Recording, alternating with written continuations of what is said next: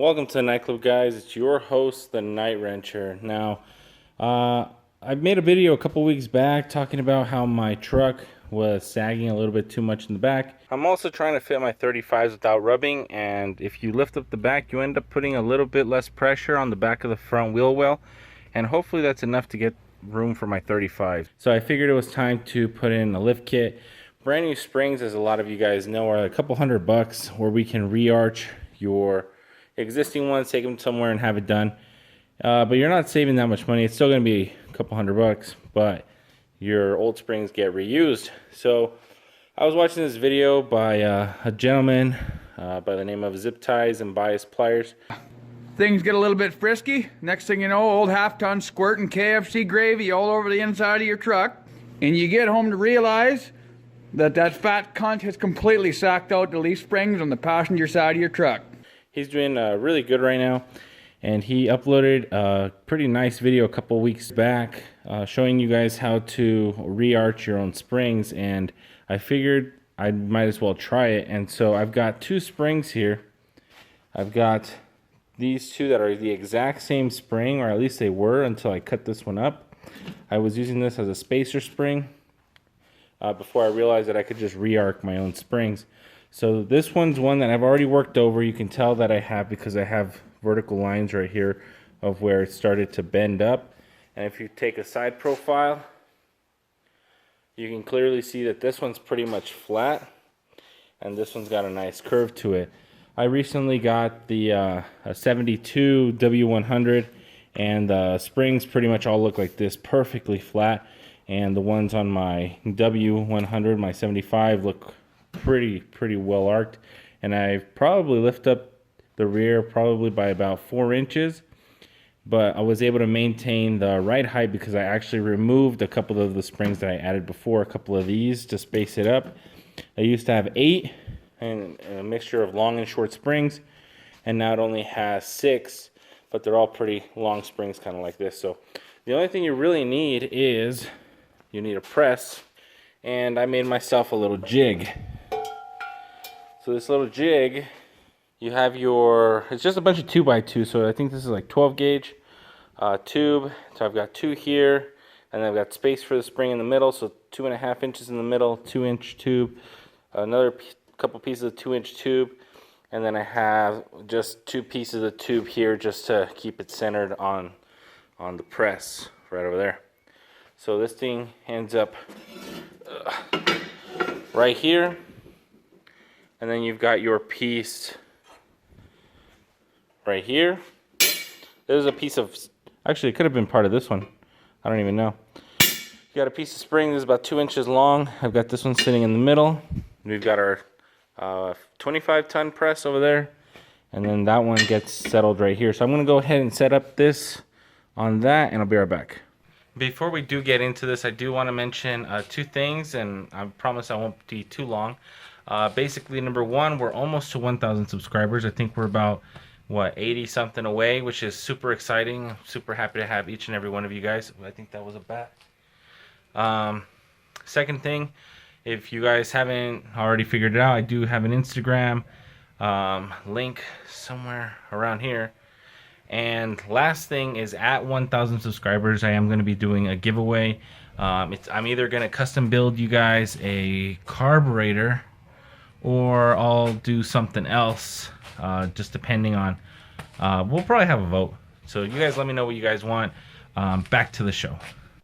Alright, so I've already preloaded the spring pretty much. It's all there. I've already got this here.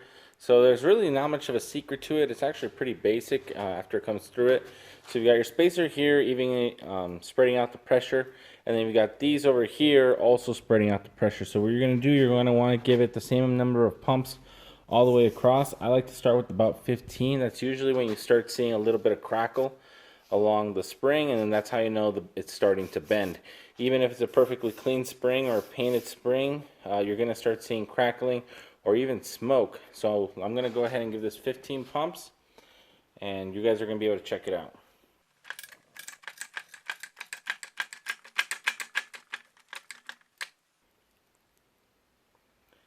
Alright, so as you can see, we got a little bit of crackling, which means we got a little bit of a bend. You don't want to go ahead and apply all 25 tons in one area because it's not going to do you any good. You're just going to end up damaging the spring. So after you take the spacer out, I'm going to pull this out just to show you guys. But normally we just keep going. So you end up creating a pretty identifiable line here.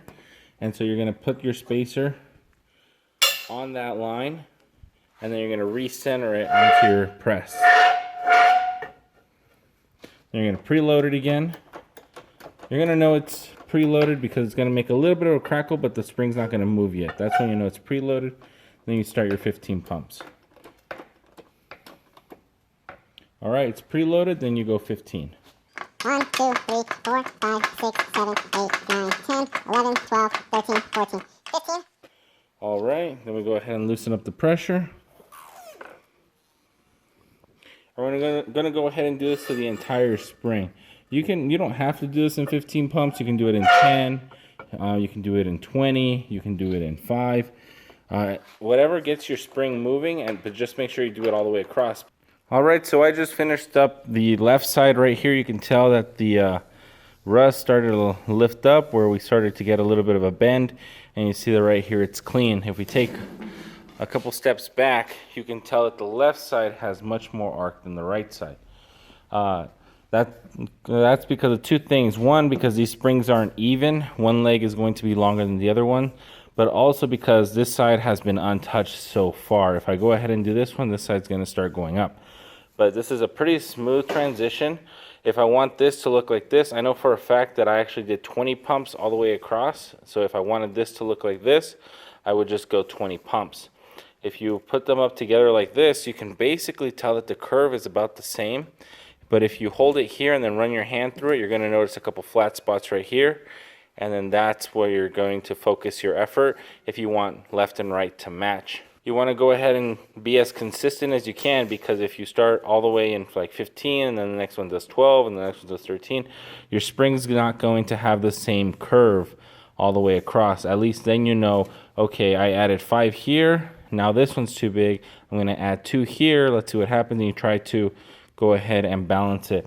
I try to stay about anywhere from like 8 to 10 inches away from the end of it. So like right here, my last one was about right here.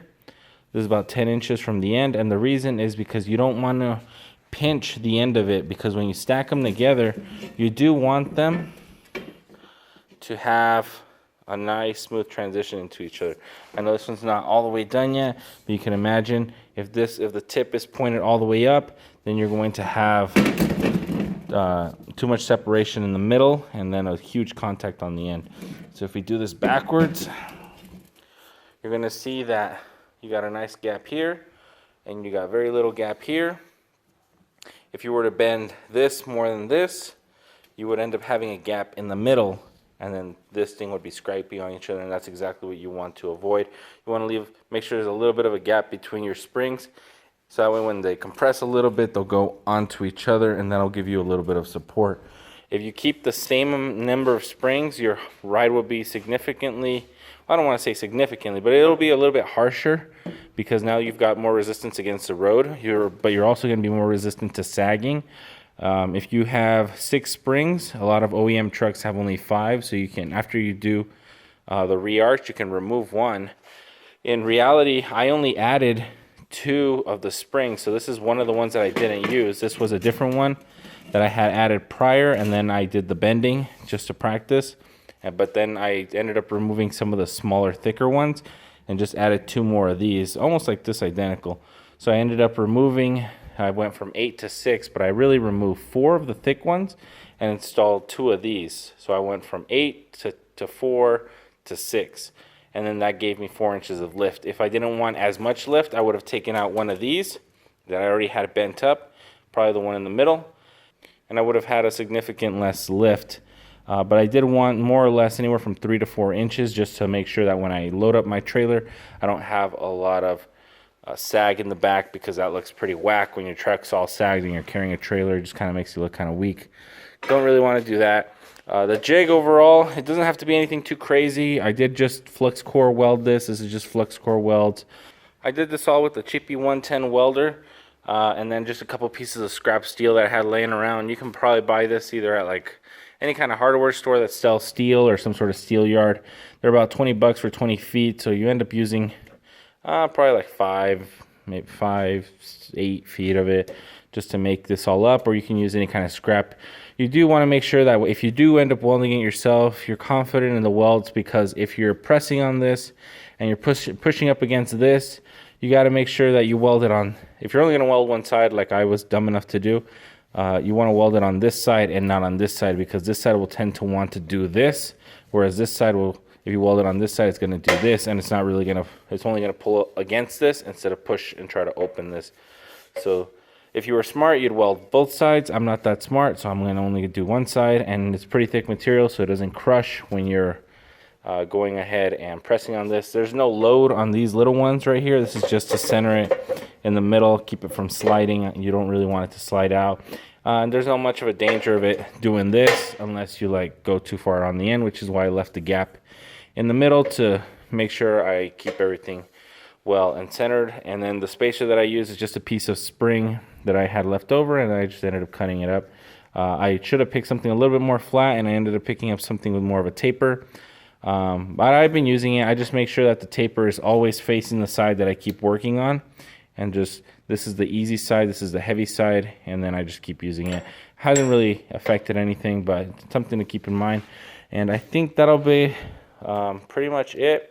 Go check out Zip Ties and Bias Pliers original video. It has a lot more info than what I'm showing you guys, and I hope to see you all in the next one. Night Wrencher out.